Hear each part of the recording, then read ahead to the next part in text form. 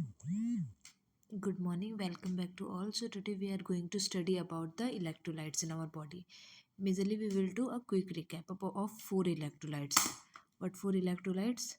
Sodium, potassium, chloride and carbonate. Okay. सबसे पहले हम देखेंगे सोडियम का. सोडियम जो होता है वो मेजर एक्स्ट्रा सेलुलर कैटायन है हमारा. ठीक है, मतलब हमारा जो एक्स्ट्रा सेलुलर स्पेस में मेजरली सोडियम प्रेजेंट होता है. इसकी जो नॉर्मल वैल्यू होती है वो 135 to 145 milliequivalent per litre. ठीक है, ये हमारा एब्जॉर्ब स्मॉल इंटेस्टाइन से होता है. इसकी नॉर्मल वैल्यू कितनी होती है? 135 to 145. ये हमें याद होनी चाहिए क्योंकि ये बहुत इंपॉर्टेंट है. ये हमारा मेजर एक्स्ट्रा सेलुलर कैटायन है. सेकेंड हमारा है अब पोटेशियम. पोटेशियम की नॉर्मल वैल्यू होती है 3.5 to 5.1 milliequivalent per litre. वही ठीक है, यही है 3.5 to 5.1 milliequivalent per litre. ये हमारा मेजर इंट्रासेलुलर कैटायन है. ठीक है, हमारा जो मेजरली इंट्रासेलुलर स्पेस में कौन सा प्रेजेंट है? पोटेशियम. और एक्स्ट्रा सेलुलर स्पेस में सोडियम. ये दो चीज़ें हैं. ठीक है, एक चीज़ और है, जैसे हमारा जो पोटेशियम होता है वो हमारा मेजरली क्या होता है? इंट्रासेलुलर स्पेस में प्रेजेंट होता है. तो फिर ना जब भी हम किसी पेशेंट का पोटेशियम लेवल देखना चाहते हैं तो फिर ना during blood sampling we should not tourniquet. क्योंकि अगर हम टॉर्निकेट अप्लाई करते हैं तो प्रेशर की वजह से वहाँ पर पोटेशियम आयन रिलीज होता है सेल से, जिसकी वजह से फॉल्सली रेज्ड पोटेशियम लेवल आता है. So never apply tourniquet if you are suppose to test sodium blood potassium level. Okay, now now we will study about chloride ion.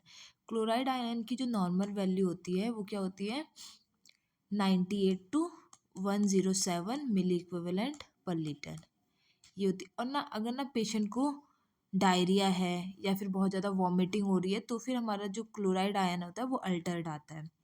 ये हमारा मेजर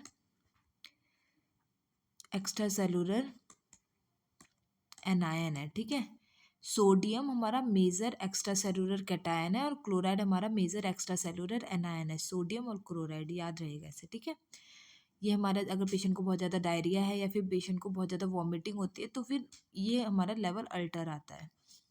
उसके बाद हमारा जो नेक्स्ट है वो है कार्बोनेट आयन. कार्बोनेट आयन, जो कार्बोनेट आयन है उसकी नॉर्मल वैल्यू है 22 to 29 milliequivalent per litre. ये हमारा मेनली वीनस ब्लड में है. ठीक है, वीनस ब्लड में 22 to 29 milliequivalent per litre normal value है. ये हमारा मेजर इंट्रासेलुलर एनायन है. ठीक है, मेजर इंट्रासेलुलर कैटायन क्या था? पोटेशियम. और मेजर इंट्रासेलुलर एनायन क्या है? कार्बोनेट. ठीक है, ये कुछ चीज़ें हमें पता होनी चाहिए. उसके अलावा एक चीज़ जो हमने पढ़ी थी कि टॉर्निकेट नहीं अप्लाई करना अगर हम पोटेशियम लेवल देख रहे हैं पेशेंट का. अगर ना पेशेंट का WBC काउंट या फिर प्लेटलेट काउंट रेज्ड है तो इस कंडीशन में भी पेशेंट का पोटेशियम लेवल रेज्ड आता है. ठीक है, और टॉर्निकेट अप्लाई करने से भी पेशेंट का लेवल रेज्ड आता है पोटेशियम लेवल. ये हमारे चार इलेक्ट्रोलाइट्स हैं जिसमें हमने पढ़ा सोडियम जिसकी नॉर्मल वैल्यू 135 to 145, पोटेशियम 3.5 से 5.1, क्लोराइड 98 to 107 और कार्बोनेट 22 to 29. ठीक है, अब हम नेक्स्ट टॉपिक PTINR पढ़ेंगे. मेजरली ये एक क्विक रिकैप था. ठीक है, अगर हमें इसमें डेप्थ में पढ़ना है ये टॉपिक तो फिर वो हम आगे जाकर पढ़ेंगे. ठीक है, तब तक के लिए बाय बाय.